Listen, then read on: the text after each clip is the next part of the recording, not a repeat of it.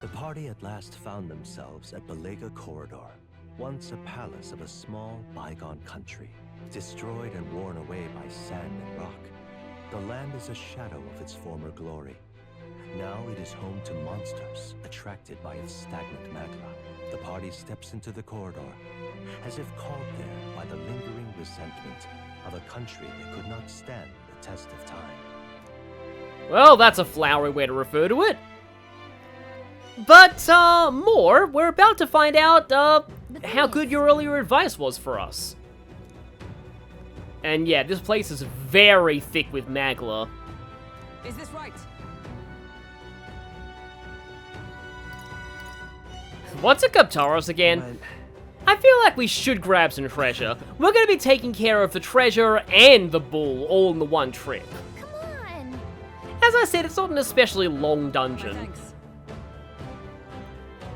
But it's one that will certainly not be easy. So, here we are. And, Moore's Phantom is right here, so we can use this, and we can also save in this area. It is considered a safe space. Let's look to this guy. Scared Adventurer. Here's some friendly advice, don't! That's exactly what the speedrun notes say about speedrunning Crash Bash. 100% speedrunning Crash Bash, at least.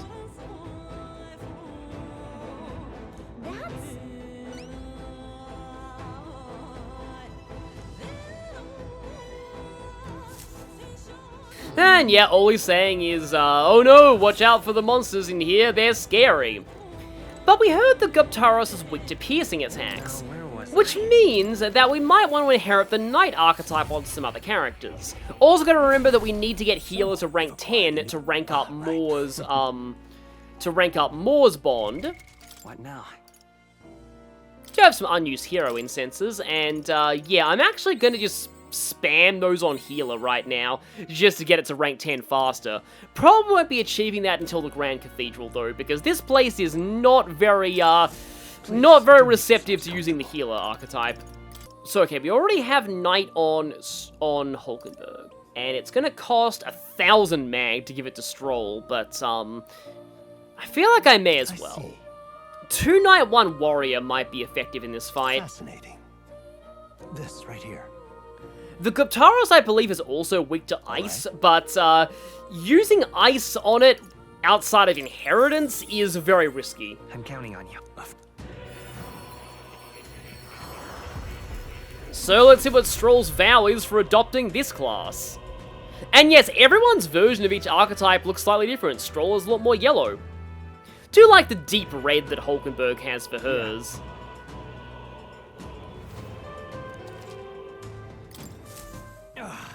A new power to wield. And it can still use Iron Mail. Oh, the Holy Order Halberd is the one that Hulkenberg had previously. Let's not swap just yet, though. Oh, right, Hulkenberg. For now, I think I want to keep her with Knight. Later on, though, I will need to give her Mage, so I'll need to remember to, oh, it's actually a little bit discounted thanks to our Gallica bond. I'll need to remember to inherit that at some point, but now is not the day, because, do I do this so I have access to Peerless Stonecleaver just so I can show that off? In fact, now might actually be a good time to talk about the synthesis skills of certain archetypes. Yeah, let's actually go ahead and do this then. Fascinating. Don't think I'll use this immediately, but I'll get it in case I need it later. Of course. Yeah, she'll still have 20 endurance even with this. And by this, I mean not a Knight archetype. Yeah, that deep red just looks so good on a lot of archetypes. I see.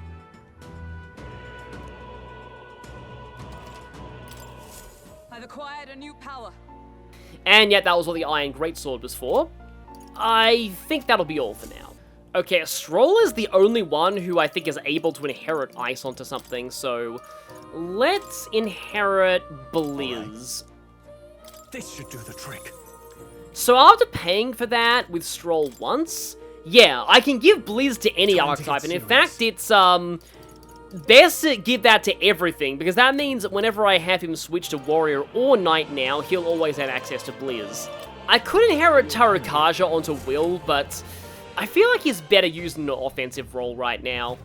And before we head in, I need to rectify something that I didn't say about Stroll in his initial bio. Stroll's ultimate archetype is one of the most straightforward to unlock, requiring max levels in all 3 warrior archetypes, and max levels in all 3 of the commander line. Now, I prefer the commander line on someone more supportive like Hulkenberg, leaving Stroll free to dish out damage. But there's nothing wrong with mastering commander on as many people as possible because it is a freakishly good archetype line, and I can't wait to talk about it once we get to its bios. So Stroll needing it is absolutely a point in his favor. And speaking of things I didn't say in initial bios, well... By my sword. With sword in hand, I cut a path. I think I'd rather have Will take the better sword. So yeah, you go Iron Greatsword over Hulkenberg. Because I don't want to bring any mages or healers. And yeah, the moment that you head in, you are spending at least 1 day here. Let's go. So be sure you're ready for the time commitments.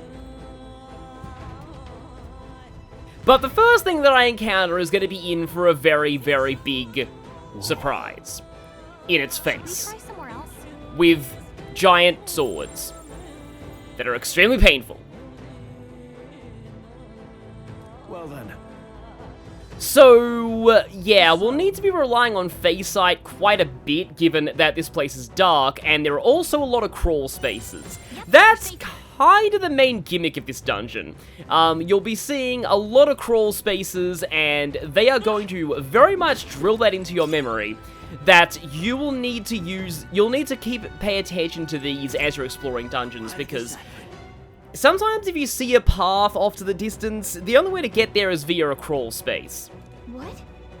Now, there are quite a lot of it, like, for this being, like, even though it's meant to be harder than the Grand Cathedral, it is still an intro dungeon, and because of that, you'll be getting some hints from just NPCs wandering this place. It's kind of a nice touch of world building that, like, there actually are people who try and go to these places to, like, clear out the monsters and get treasure, but they aren't protagonists, they're not doing a great time.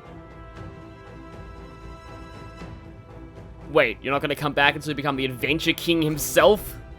Guess this is One Piece. So basically, yeah, that guy said he was ambushed by a bunch of goblins.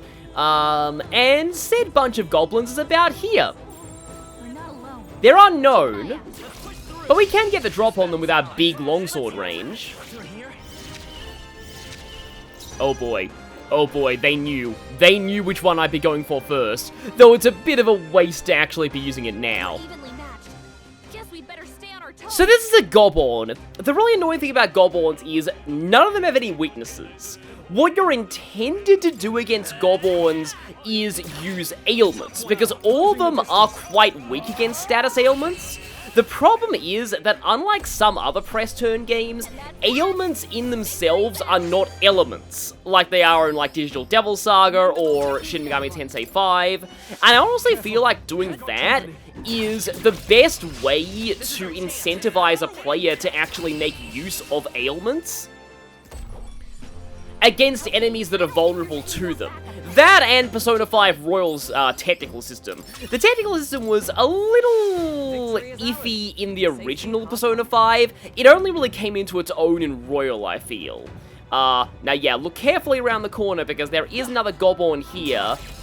And this is a much stronger Goborn. Oh, two much stronger Goborns, actually. The Manhunter and the Hexer. The Hexer uses several magical elements. Oh right, the bow one's also strong, yeah. All these are level 16, which is very strong for this point in the game. Charging in. However, I'm all prepared. I have a synthesis skill with their name on it, and that synthesis skill is named Peerless Stonecleaver. Now, this is kind of overkill for this point, and spending 22 MP on every character in a fight that is not a boss, probably not the best idea, but I had to show it anyway, because watch this. Oh yeah, seriously, this is the definition of not holding back. Peerless Stonecleaver! These things, let me just check my actual real-life tome bestiary. Yeah, that had 310 HP. So, Only 2 enemies left. probably, overkill. Major overkill. Thankfully, they're both still stunned. But yeah, that was Peerless Stonecleaver. Only 2 I enemies left. don't think I'll be using it against normal enemies again unless it's a severe emergency, because as you can see there, it is the absolute definition of overkill at this point. But it is just as strong against bosses as it is against regular enemies. Oh boy. Recovered. Yeah. Yeah, Myriad Shots is problematic. Hulkenberg's down. Someone help me attack the fight. So yeah, this is where it starts to become apparent that this dungeon is, probably meant for after the Grand Cathedral, but the enemies in it are worth a lot of experience at the very least. Oh, there's another Goborn in here. Just a regular little one. Let us settle this. Yeah, I accidentally dodged instead of pressing the button to attack. And yeah, you can just take some regular greatsword shots. But anyway, yeah, sorry, a lot of things that I have to talk about there. The enemies being very, very strong. Peerless Stonecleaver being very, very strong, and also the whole fact that Goborns are only really weak to ailments, and that can be a bit of a problem. But since we just used Peerless Stonecleaver, let's talk about the synthesis skills that I didn't explain in the earlier bios because we hadn't unlocked synthesis yet. Peerless Stonecleaver is the most broken thing in this game. Yeah, I said it. It does require a party of 3 warriors, and 22 MP from all 3 of them is a steep cost this early in the game. But 550 power is almost unmatched even once you get to endgame.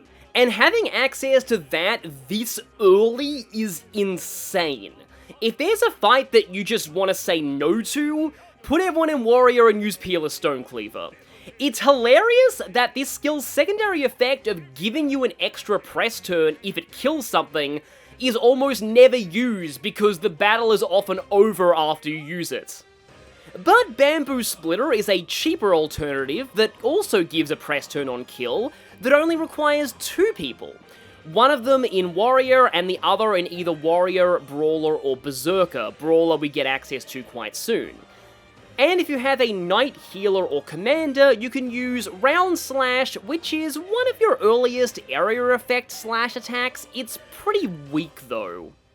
But if you're using Warrior for synthesis, it's not the skill you're here for. Seeker has a lot of synthesis skills. For 2 other party members, you can use the fairly strong for early game Rider of the Blade or Horse-Drawn Carnage. You can upgrade your Psych to Gus-Psych and Gus-Cyclo. Now, this is something to note. In Metaphor, most of your area effect magic skills come from synthesis. And I couldn't fit this on the bios, but you need to know Psych in order to use its synthesis versions. As you'll often be using Mage early in the game, you're likely to have access to these combos with a Seeker in the party. Speaking of AoE synthesis, Mataru Kaja, which in the early game you're likely to get access to via having a Knight in the party. It's a little expensive for this point, and there are better sources of party buffing. Tetra Break is available as one of Seeker's normal skills, but you can access it via synthesis much earlier, at the cost of using a second party member's turn. Also, they need to be Thief, Faker, or Merchant, which, okay, you get Merchant a little early, but Thief and Faker come later. And then there's Adventurer's Curiosity. This is perhaps Seeker's most interesting synthesis skill, since no other class gets an effect like this, raising the party's critical rate for 3 turns. Though, you'll need to wait for at least the end of the first arc to get a gunner in order to have access to this. Major synthesis skills consist mostly of upgrades to their Fire, Ice, and Lightning, both to turn them into area attacks, and their second tier single target versions. Which, given that many early enemies weak to magic get one-shotted by it, these are overkill now, but might be more useful in the second arc. The area effect versions are more useful early on, and are easy to access via a second mage. But the other notable mage synthesis is Meteophore, the magical equivalent of Peerless Stonecleaver, and the only thing to equal it in power for a very long time. In the early game, it requires a party of at least 2 mages, and the third being either a seeker, mage, or healer. Which is certainly achievable, but it means locking your party into full magic. And I also find more things resist fire early on than they resist slash. Still, this is a devastatingly powerful spell, and with a magic build will, it can potentially speedrun boss fights. With healer's synthesis skills, they expand Hummer to be AoE, very useful in the Grand Cathedral dungeon with all the undead, and it can give you second tier party healing, which in my opinion is probably overkill early on. Then there's the very unique magical injection, which raises a barrier on all allies that nulls one ailment attack. I find not enough enemies use ailment attacks to make this useful, but it could come in clutch sometimes. Okay, and now let us play the game called Patch Up Everyone Urgently, and then you are going back to Knight. But I am okay with keeping these two in Warrior for now. Although Stroll leveling Knight a little may not be the worst thing in the world. Because I get the feeling the more people who have first aid, the better. Knight. If I do that, I can give Will Dragon's Judgment. Now, the treasure chests here are very, very lucrative. As Brigida said, part of the reward is actually letting us keep the contents of these chests. And over here, we have Atif. But this Atif is a friendly Atif. What? And, well, there's no demon negotiation dialogue in this game, but somebody at Atlus still was able to insert a whole lot of puns into this game's dialogue through these guys. And I am glad the game stresses this, because a lot of games that calculate, like, damage this way don't directly tell you it works like this.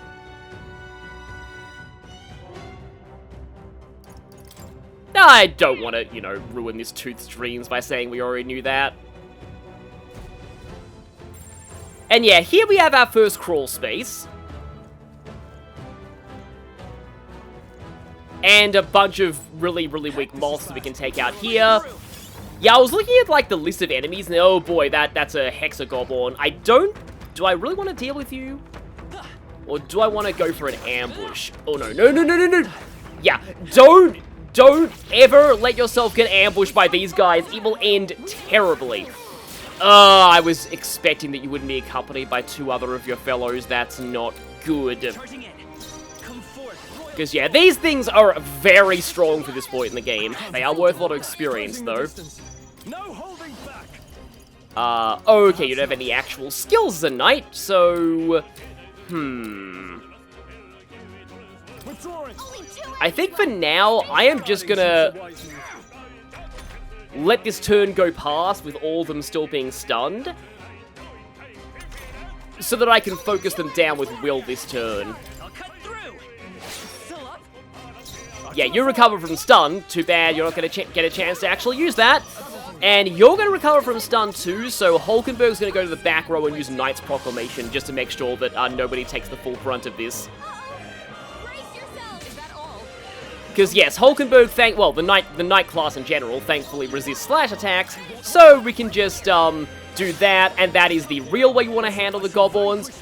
The triple warrior build is very much like a glass cannon. High risk, high reward. Oh, that's a crit animation, by the way. Not that it really helped there, but still. Yeah, unfortunately, tanking an attack with Knight does not count as an unscathed triumph, obviously, even though most of us came out of that unscathed. We are safe for the time being. But all that matters is that, well, we don't die. Now, let's just check the map here. So, both of these stairs actually lead to the same place. Though, yeah, those stairs, like, right there. So you can kind of skip straight to that upper room on, the last floor if you really want to, but you'll miss a chest and the teeth dialogue that way, and who would want to miss the teeth dialogue? I wish they make plushes of the Homo Tenta someday. I definitely buy that.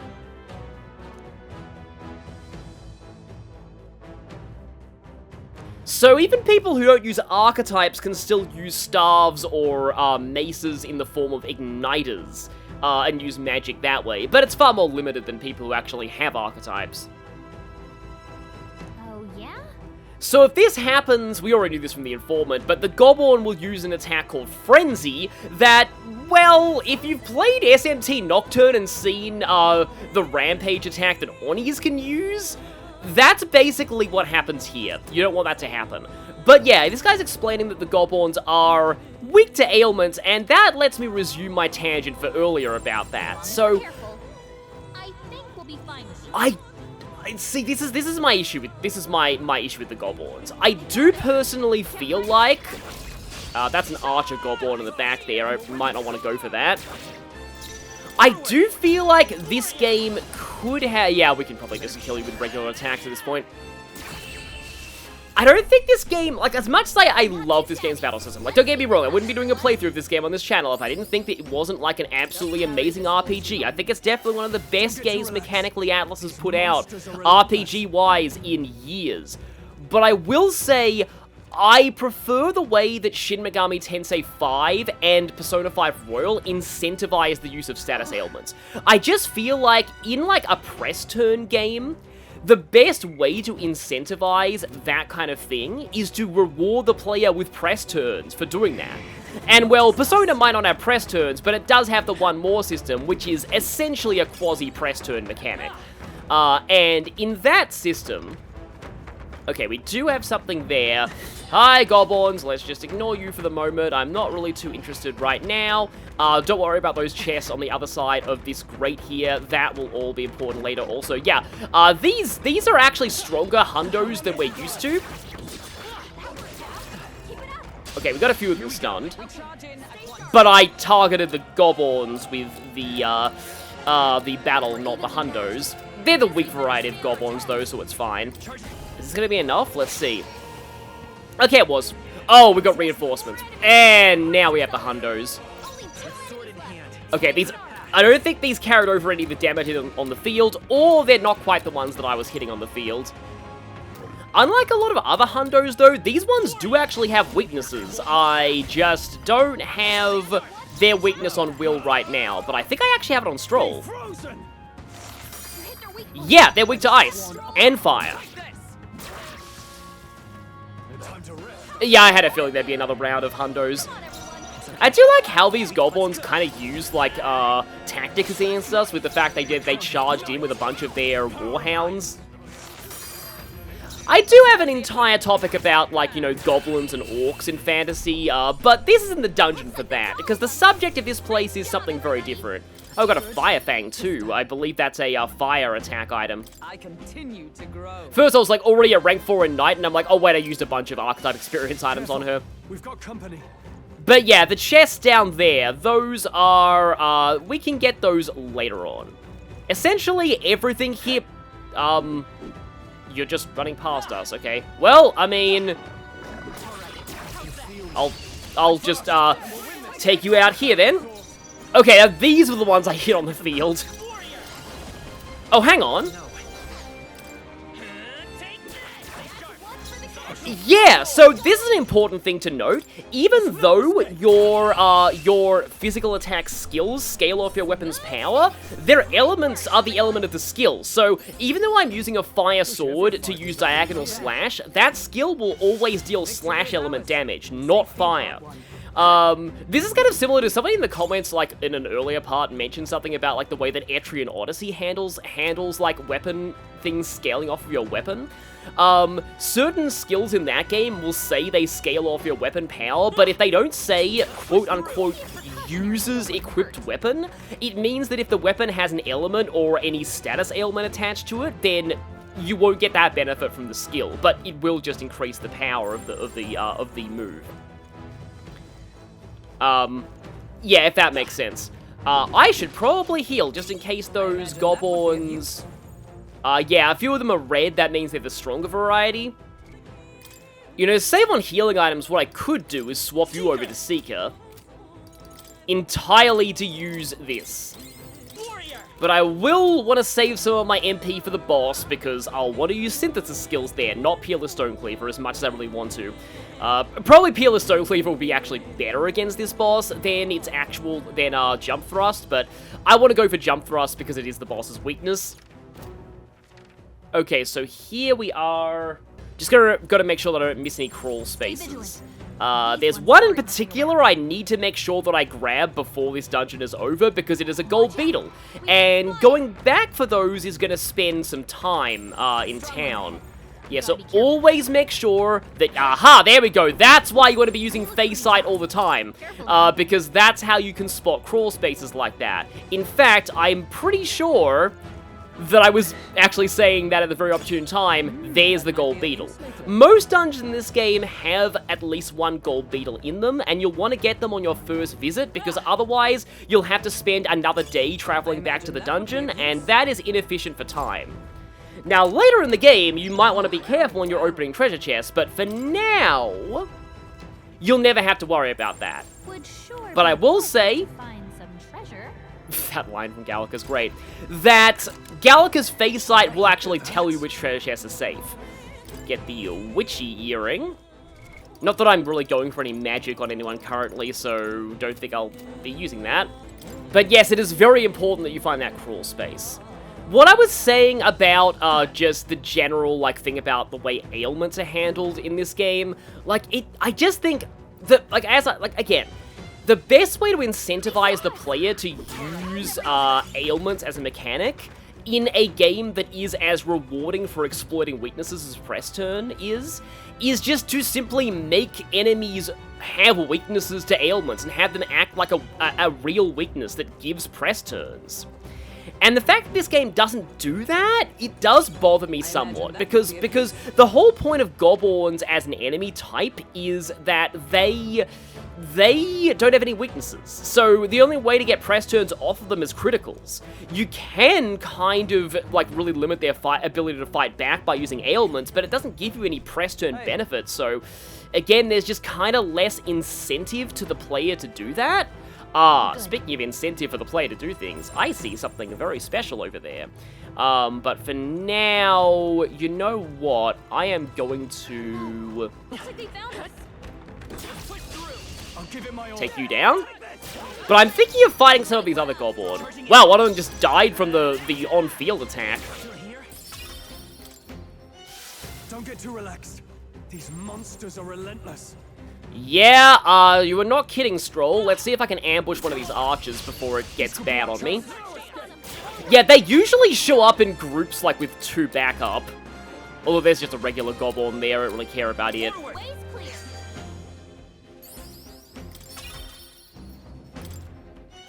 I think that's all of them. Almost level 11 on Will. I think one more decent well, not with you. One more decent fight with an actually decent enemy will do that. Looks like we're safe for now. Okay, I'm getting closer to that thing. I think there's actually no, that's an item. Having to deal with you with the Goborns around is actually going to be really rough, though. So these things are basically the metal slimes of this game. You want to take them out before they flee. The real problem is that you can really only do that at this point with their elemental weaknesses, and even though that thing is weak to the element you'll always have from just Mage from the beginning, I am not entirely sure that I'll be able to, because they have a lot of health, so, And if I get stuck on having mages... Oh, I think they see us. Whoa! Incoming. That! I could be dead here. I could be seriously dead here. Captain's down. Someone, help him back up. Enemy ambush squad battles will be forced into a squad battle that begins on the enemy's turn, which is, yeah, well, you think, okay. There's no, I am used to Persona Q where I have items where I can immediately flee from battles. We're evenly matched. Oh, they're just normal Goborn, though. I don't want to have to use a revival, though. Just like the regular meta. You know what, we'll go for this. Yeah, if these were the stronger variants of the Goborn, I would be in a very, very, very, very, very big trouble. Oh, but I'm a mage, I'm not a warrior anymore. Oh, this is actually bad. I forgot that I wasn't a warrior, and I just thought, oh, I could just one-shot them. Nope. I'm sorry. Everyone. Is that all? Get him back on his feet!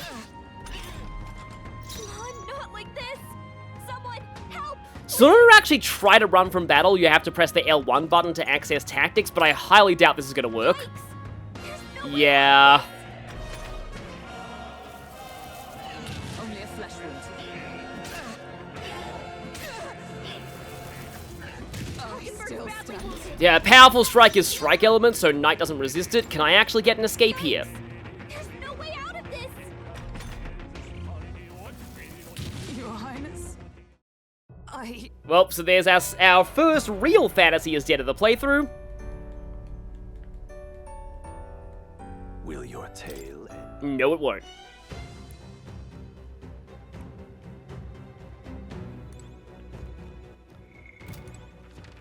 Oh, I'm back up here. That must have been the last, like, autosave the game did for me. Right. Let's settle this quick. I don't think I've actually ever seen that happen before. The enemy just immediately dying to the ambush damn. Well, again, it's not technically an ambush. Because we never ambush anybody. Ambushing is a lie. But yeah, the opening volley, that's the term. Because normally if an enemy's weak enough to die in one hit to the opening volley, they'd be weak enough to kill on the field anyway. They yet cling to life. I will fight with warriors. I love that, like, they yet cling to life. It's just such a flowery way of saying that. Not bad, if I say so I've myself. acquired a new power. Okay, well, this time I have first aid on Hulkenberg. We'll be safe for a while. Alright, it did include that other Goborn that was over there. So, okay. I am stubborn and I want to get this Elementa, but I just realized that there's probably a smarter way to do this in this dungeon specifically than to use mages. Warrior! Why did I ever doubt this way that I should do this?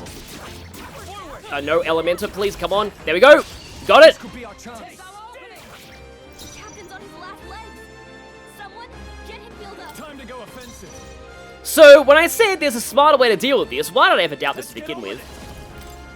Peerless Stone Cleaver time! Yep, okay, that's how you handle an Elementa. Looks like that's all of them. That's how you handle basically anything. So Elementas aren't worth a lot of experience. They're worth a lot of Archetype experience and a lot of mag. Now, once we unlock, actually, the Archetype that we unlock for finishing this dungeon, there'll be a way that we can really get a very lucrative amount of mag from Elementas, and we don't even need to kill them for it. But that'll come later. We need to get said Archetype to rank 20, though, before we can actually do that. But trust me, you'll hear about it in the Archetype bio. I think it's a little bit more MP efficient to do... Oh, no, it's not, because he was the only one who took damage. Well, that's dumb. But we all make those mistakes. You know, getting you to heat up wouldn't be the worst thing in the world. And Stroll can take over the Knight role in the party for now. This entire corridor is just one big square. And on one hand, I probably don't want to fight those. On the other hand, I could use the experience. But you know what? I think I'm actually going to go up and down because that might actually set a checkpoint. Could be wrong about that. We're actually surprisingly approaching the end of this dungeon. There's just one little stretch left to go. But the boss here is actually over level 20. It's level 22. So I kind of want to get a bit more experience before I try and take it on.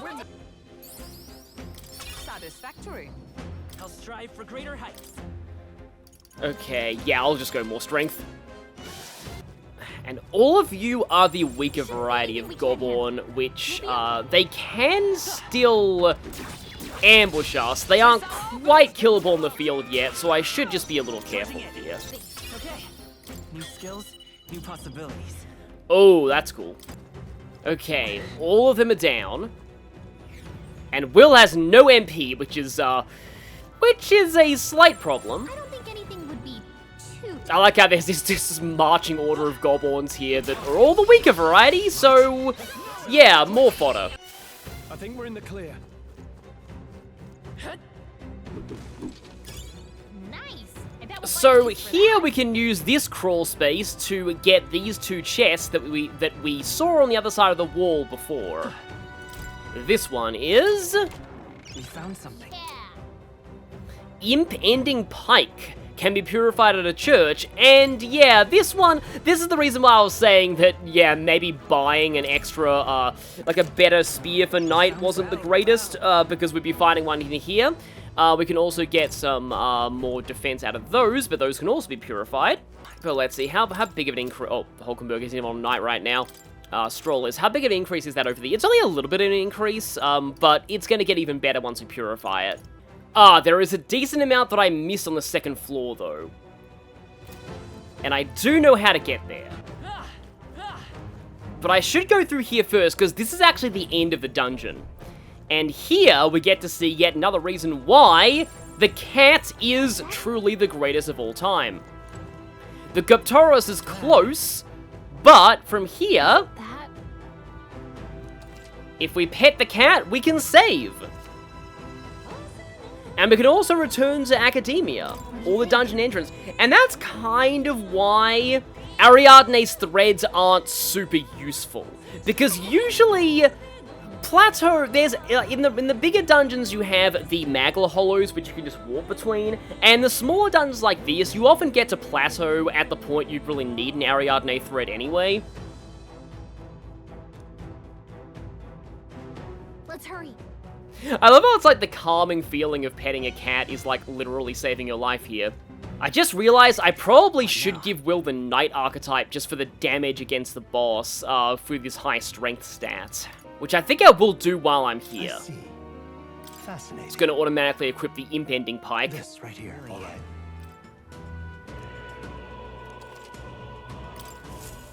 So I'll still have some endurance there, but 22 strength compared to Hulkenberg's 12 as a knight. We kind of invert our strength and endurance between us.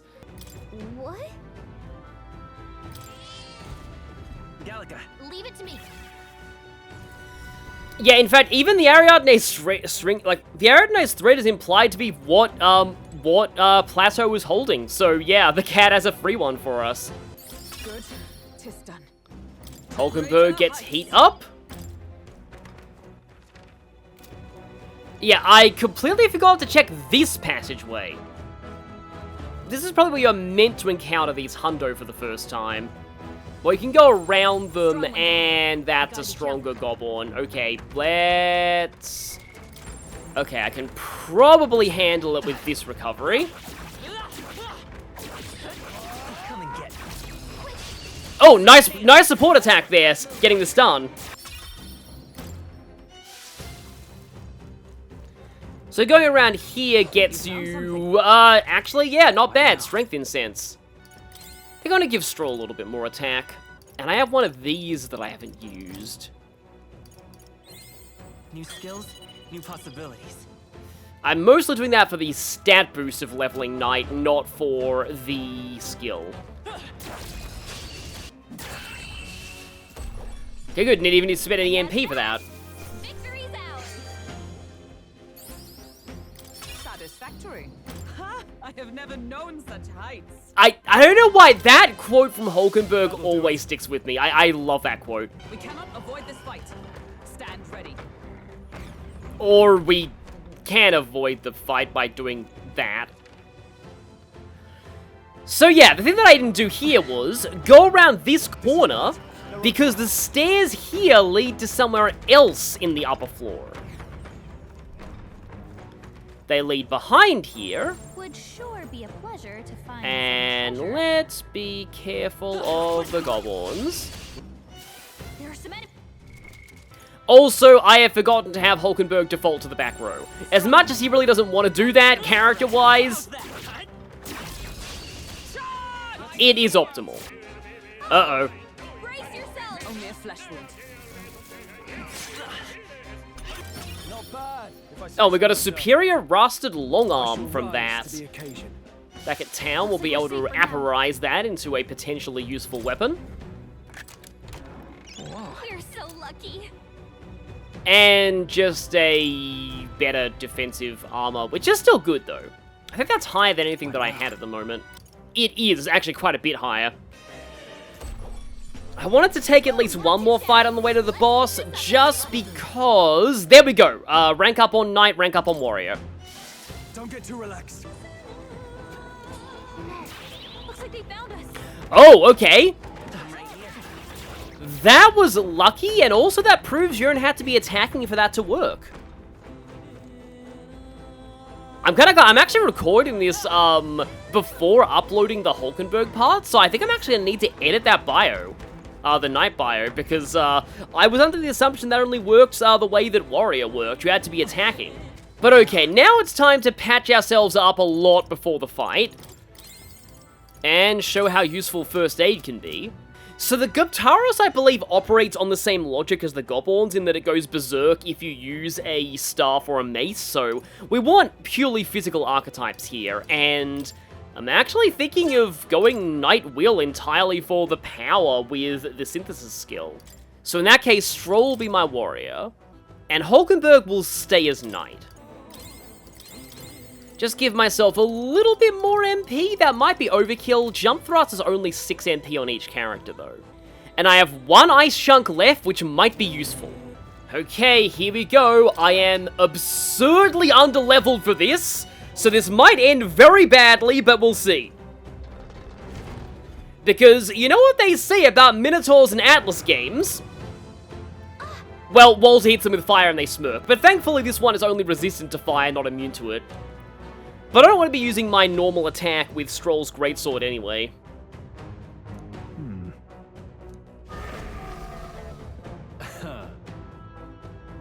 Watch out.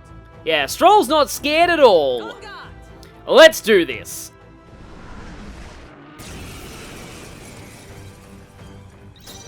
They're weak to piercing attacks.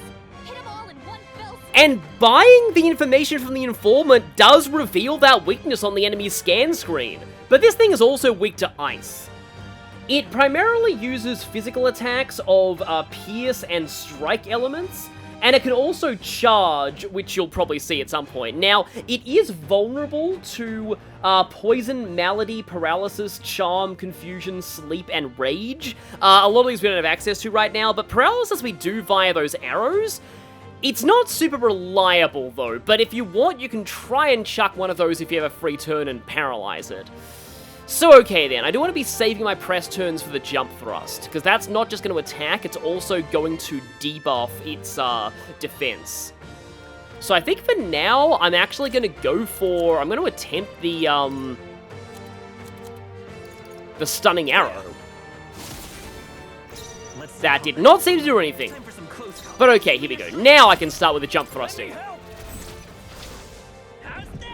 Jump Thrust just reminds me of the classic jump ability of the Dragoon class in Final Fantasy. Probably like a potential reference to it. But yeah, that's the best damage we have against it for now. Yeah, I have 2 blinking turns at this point, so if I go for another one, I will be consuming my entire turn. I think it's for the best that Hulkenberg uses Night Proclamation here.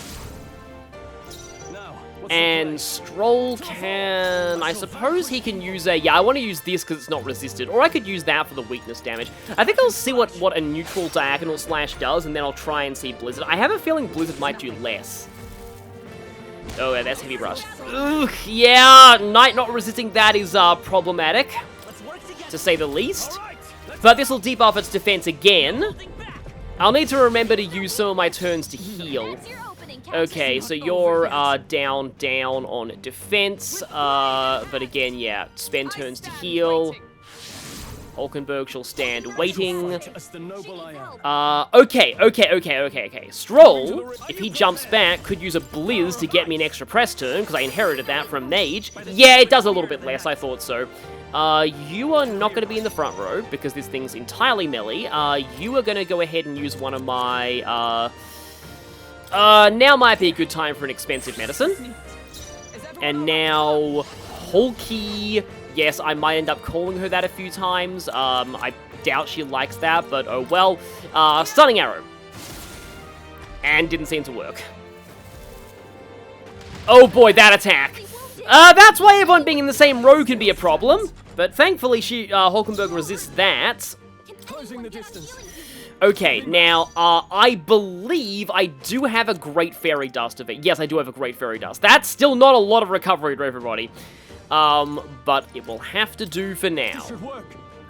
As I said, I am severely underleveled for this fight. I have, like, a whole bunch of lore that I can talk about regarding, like, minotaurs in fiction, or specifically the Minotaur. The Minotaur was a, half-man, half-bull creature of Crete. The child of King the child of the wife of King Minos, I believe. Yeah, you go back to Knight's Proclamation. The idea was that Poseidon gave him a beautiful white bull that he was meant to sacrifice to Poseidon. But he decided, no, the bull is too pretty to sacrifice, I'm not going to do that. And so Poseidon was like, okay, as revenge for that, I'm going to make your wife fall in love with that bull and have a child with it. And that's how the Minotaur was born. Yeah, that's, they also, in order for, yeah, the wife had a wooden cow suit built so the bull could impregnate her. It's very strange. But yeah, it's just charged, and it's taking aim. And as the informant said, we can just knock it out of its charge by dealing a whole bunch of damage in one turn. Oh boy, am I gonna actually try that? It is triple defense debuffed. If I hit with 2 of these, I might be able to deal enough damage for it. Let's see. I shall fight as the noble I am. But also, I don't know if there's any kind of tell as to whether you've succeeded at that or not. Now would be a really good time for the stunning arrow to actually work, just saying, game. Doesn't look like that worked. Okay. In that case, Will is still a knight. Which means I am very, very sorry, Will. But if I didn't disrupt the charge, Will is taking one for the team here. Unless it's going to use the AoE attack, in which case I'm probably dead. Reckless charge. Reckless... Oh, right! Oh, right! Yeah! I want to say that's what happens if you deal enough damage to disrupt its charge. It will... Yeah, the buff effect's faded, so it loses the charge. However, it also lost its debuffs, so it's now no longer mega defensively debuffed from my jump thrusts, but I'm looking fairly healthy right now. So, yeah, regarding the Minotaur, Crete had to sacrifice 7 boys and 7 girls to the Minotaur. No, Athens had to sacrifice 7 boys and 7 girls to the Minotaur every year in order to appease it. Because they lost a war, I believe, and they killed the son of the king of Crete in that war. So as retribution, they had to sacrifice their kids to the Minotaur instead of the Cretians' kids to appease it, because the Minotaur got sent to a labyrinth as well to seal it away so it wouldn't, you know, rampage and kill people. As you can tell, I'm panicking a little bit right now. It's almost done, though, but the thing is, I'm just like, ugh. If I Knight's Proclamation here, and it uses the AoE attack, that's a huge problem, but if it doesn't use the AoE attack, Knight's Proclamation is the right call. I think I will actually go for this. But yeah, Theseus, to free the people of Athens from needing to sacrifice people to the Minotaur, Theseus offered to slay the Minotaur. I can't use Jump Thrust this turn. No, wait, I think I actually can. If I pass, because I need 1 warrior and 1 knight at least for that. If I pass my turn, I don't have enough MP. I would have been able to use Jump Thrust that turn, but Stroll doesn't have enough MP, so yeah. Oh, that means I can't use Jump Thrust at all, because he's the only warrior I have. I have to consume his MP for that. Well, in that case, I'm just gonna stab you. Yeah, doing damage this thing without skills usually is not gonna result in a lot of damage. And, okay, so right now, Stroll's MP is a huge problem. A huge problem. Let's Balm of Life Hulkenberg. Okay, Will's next. I need to restore Stroll's MP, because then I get 1 more Jump Thrust, and that's probably what I need right now. But, like, I'm just... Falling back. Oh boy, oh boy, oh boy, oh boy, oh boy, oh boy, oh boy. Oh, okay, Slam Shatter hits everyone, regardless of row, so it won't actually matter what row I'm in with Will right now. So it really is just, like, use big heal on Will at this point. And by big heal, I mean the best that I have is 50 healing. Or this could work. Well, okay, yeah, those stunning arrows were certainly... Okay, that's actually not bad. Because I think I can kill you before you get that off. That's not bad. Captain's on his last legs. Because what I really need to do right now is... Okay, so I'll need to use a pass, but... Okay, hang on. Magla Pillon Stroll. Helpful as ever. Now, what's the play? Let's get on with it. Okay, yeah, I'll only be able to use Warrior Synthesis skills from that. But if I pass my turn... Will goes, Will charges in, Will uses jump thrust. Counting on you. Hey, there we go, we got it, nice! I am like literally half that thing's level. So, I'm happy that I was able to pull that off. Yeah, if you are doing this on a first playthrough, you will probably die a lot, but I definitely recommend the jump thrust spam, knight setup. You'll want a lot of knights for this. Good warrior helps. But yeah, you'd certainly deserve an extra point of strength for that. Rise to the occasion. I shall strive to use this power wisely. And nobody got any new skills on their archetypes. But we have the Brute's Horn as proof that we have vanquished it. The thing about the Minotaur that I also want to talk about is that, again, in the original myth there was only one, and it was, surprise, surprise, Dungeons & Dragons that popularized the idea of Minotaurs being a whole species rather than just one creature. I wonder if I did that for Pegasi, because the original Pegasus was also an individual creature and not a species. It was a... I'm not telling. But it was definitely a close one. Honest. I love Will being sassy, though. But there are a few interesting things about the Minotaur. One in particular that I think relates to this series is that the Minotaur was in Dante's Inferno. Dante and Virgil fought it in the Seventh Circle of Hell, the one representing murder. Right. And I guess the Minotaur is pretty representative of, like, violence and murder as a mythological creature. But the fact that they fought the Minotaur as a guardian of one of the Circles of Hell, that reminds me a lot of the way the Minotaur is used in other Atlus games like Megami Tensei 1 and Shin Megami Tensei 4. I don't know if that was an intentional, like, nod to the mythology of Dante's Inferno, but it does make a bit of sense. So we can go back here if we want to explore more. Time will only pass once we leave the dungeon, as Galak will make very apparent once we get there. But I think I can go back to the dungeon entrance here. Another interesting thing about Minotaurs mythologically is that, so you might, if you played Shin Megami Tensei, you might know Moloch, that, like, bull-headed demon.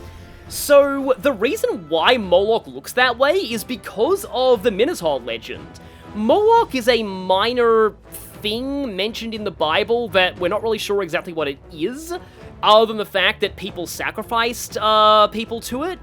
And because people were sacrificed to appease the Minotaur in Greek mythology, it kind of seems like the two myths got conflated and Moloch became a bull demon.